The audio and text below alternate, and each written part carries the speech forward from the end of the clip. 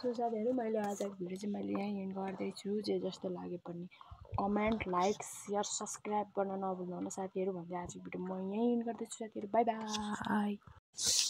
अनि आजको भिडियो चाहिँ मैले छोटो धेरै दिन भयो हामीले ब्लग नबनाएको, त्यही भएर म चाहिँ साथीहरु आज चाहिँ फुर्सदको दिन थियो। म चाहिँ जहिले पनि बिजी नै हुन्छु नि त।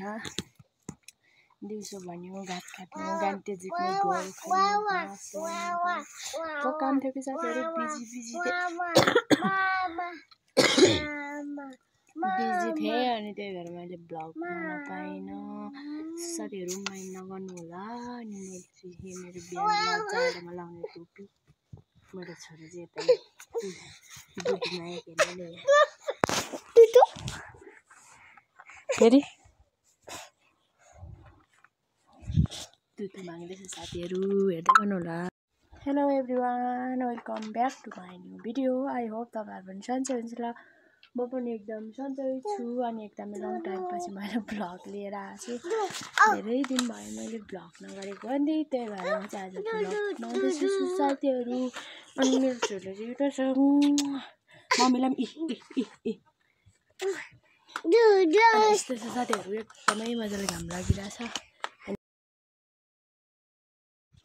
सो साथीहरु मैले आजको भिडियो चाहिँ मैले यहीँ एन्ड गर्दैछु। जे जस्तो लागे पनि कमेन्ट लाइक शेयर सब्स्क्राइब गर्न नभुल्नु होला साथीहरु भन्दै आजको भिडियो म यहीँ एन्ड गर्दैछु साथीहरु। Bye bye.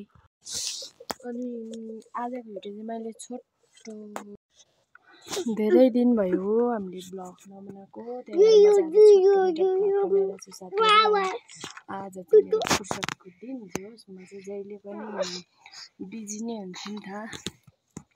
दिउँसो भन्यो घाँस काट्नु, गान्टे जिक्नु, ढोल खानु, घाँस ल्याउनु काम थियो कि साथीहरु। बिजी थिएँ अनि त्यही भएर मैले ब्लग बनाउन पाइनँ। साथीहरु माइन्ड नगर्नु होला। अनि मैले चाहिँ मेरो बिहान चाडमा लाउने टोपी मेरो छोरा चाहिँ यता दुधमा खेल्ने